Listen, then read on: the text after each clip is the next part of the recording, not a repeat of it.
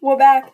I have sound. At least now I think I have sound. I've had sound since Tuesday. So, yeah.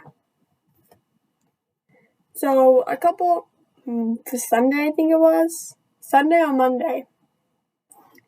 I posted all those short stories that I ended up just linking the thing.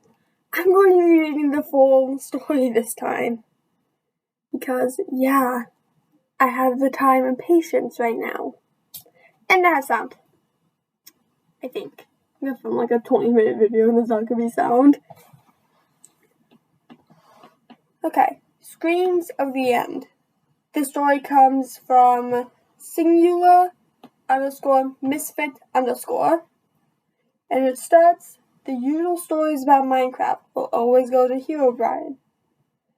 About how he lives and how he's a lot more than code.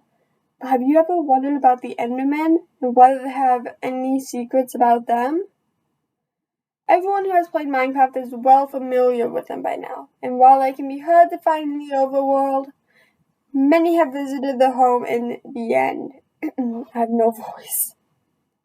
Of course, they aren't hostile unless you look at them or attack them. For this reason, quite a few people consider them friendly and like them.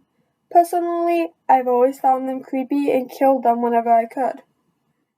They are based off of Slenderman, after all. I have no voice. I'm sorry, guys. I just woke up.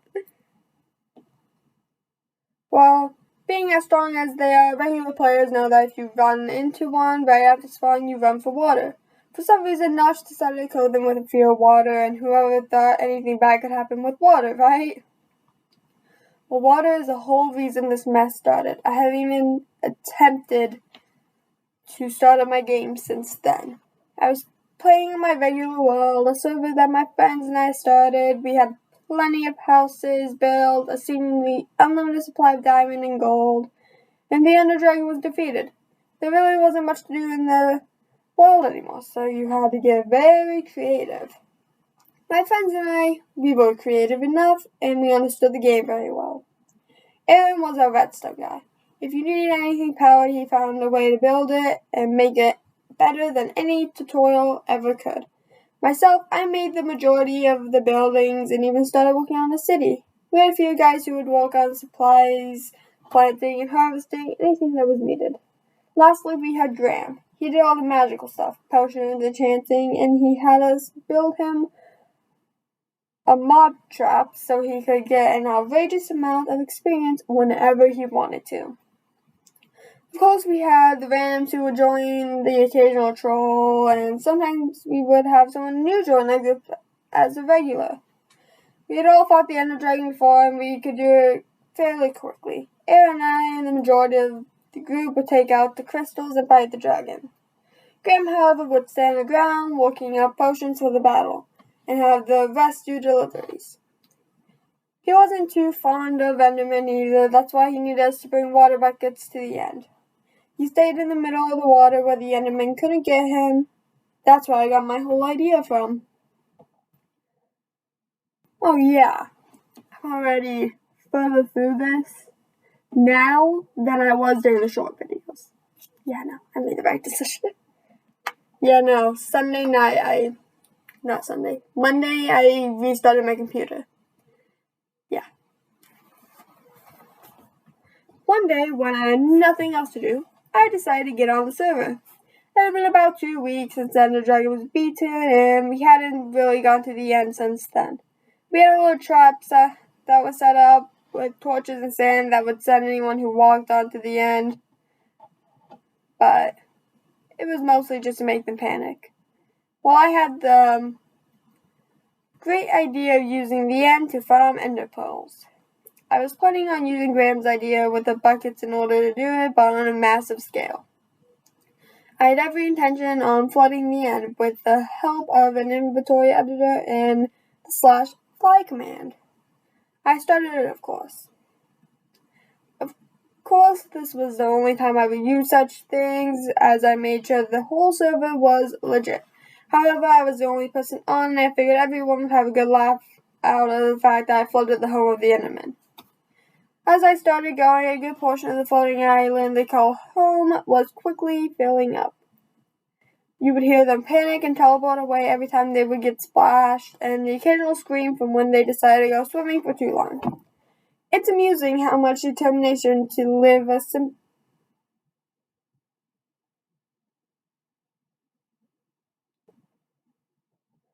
I'm sorry, I just confused myself as I said that sentence. It's amusing how much determination to live a simple computer AI can give a being. As the rest of the island started to fill up, they became crafty on their spawns. Many were going under the island on little ledges, but as soon as I saw them, they would be swept away from the water and fall into the void. I kept going until there was a little square left in the center and the obsidian platform I spawned on. They were pushing each other for what little precious space they had left, and one would fall off the platform or into the water every few seconds. I made a few more trips around the island, filling up any spots I missed and finishing off any stragglers that found a comfy spot to sit in. One had even found a spot buried in the ground in a 4-tall tunnel until I flooded him out. This all took till about 1 o'clock in the morning, and I was happy I was able to finish by the night's end. After I was sure I had filled up every dry spot, filled up the square in the center, many of the Endermen just swam until you heard the death scream and they fell, while a few of them managed to teleport to the platform. I decided to have a little fun at first, flooding the edges and watching them push each other into the water and off the level. This left only 4. This just compelled me to get it over with and flood the center, which I did, causing 3 of the 4 to fall off the platform. The one remaining Enderman stayed jumping in the center, and slowly his health was being chipped away. Finally, he fell to the floor and screamed. But it wasn't the normal death scream I'd grown accustomed to during my trip. It was glitching, slowed down, then it would start over, skip, and drag out even more. Eventually, the rest of the game took suit, and I was unable to move. The sound repeated itself, as did the body falling to the water. That is until Minecraft has Runham and Murray. Minecraft then crashes, as does Java. As many people do when something like that happens, I started both the server and Minecraft again. I figured it was just a little glitch due to the massive amount of water running and the loot that was on the ground from the Enderman dying. I put in my IP address for the multiplayer and clicked connect. Error, world not found. Shoot, I thought, as I knew that the crash had corrupted the files. Luckily, I had backed up the world right before we fought the Ender Dragon. I got my external copy over files and loaded it right up. Even though I couldn't fix all that was lost, I figured I'd go back and fight the Ender Dragon again before bed. Thanks to Grandma, I had armor and weapons with any enchantment possible, as well potions that would last me years of battle. I get over to the portal, jump down the hole, and the end loads right up. However, something is wrong. As I look for the Ender Dragon, I see nothing in the air. The crystals are on the tower, but no dragon to feed off them. I notice that the Endermen are gone as well. I get hit in the island, walk around a bit. Wait. I combined 2 sentences. I get on the island, walk around a bit, until eventually I'm hit. I look up and see that the crystals are chaining to what I would presume to be the dragon. He was invisible, so the world just didn't load properly. I save, exit both programs, restart my computer, and get right back into it. The dragon is there, but the Endermen are still absent. Easier to fight, and I don't have to worry about angry Enderman. 20 minutes later, I shoot the last arrow into the dragon, and he floats in the air, and the egg drops onto the fountain. I run over there so I can get out of the end, but another strange occurrence. The end portal that usually fills up the fountain is now just the same texture as water. A bucket wouldn't pick it up like normal water, though. This let me think my .jar file was corrupted, and I hop in. Eventually it functioned just as a normal input would, except I hear the death scream of the Enderman again. Not just once, but over and over and over. The portal finally works, but it isn't what I expected. Black. The Minecraft has run out of memory. I reinstall all files, including the world, for another time, and the game starts up without a hitch. I get back to the portal and hop in. This time, it is not the end that awaits me. Instead, it seems like an endless room. I can still see, but it's just a faint glow around me. I walk forward, thinking it could just be the end, and something like a potion of blindness is stopping me from seeing it. The faint globe of light is all I can see, and the only source of light in the room as well. The platform does end in a few blocks, though, and the obsidian continues, shadowing my hopes of it being the end. The obsidian floor keeps going in all directions, so I follow a straight line. I walk, and the sounds start. My footsteps first, and then the sound of blocks being placed. As I go forward, the faint sound of Endermen begins and increases. First, just the normal grunts, then they sound as if they are agitated. The sounds become much more frequent. It's louder, as if there is a whole horde chasing me, but they refuse to catch me. I start to see the purple pixels as if they're teleporting themselves and me. Then it stops. A few seconds and steps later, one comes flying at my screen, and that screen goes at full volume. This makes me literally jump and let go of the keyboard and mouse. Silence. It doesn't start up again until I move the mouse. One more sound, a light grunt, as if they are letting me know that they are in the darkness just out of my sight. I go forward again, clicking my mouse, hoping to hit one of them or a wall or anything. The pattern starts over. The sounds of pixels. I lost my place. The pickles in the scare. I didn't stop moving though, and neither did they. It continues. Escape Alt plus F4.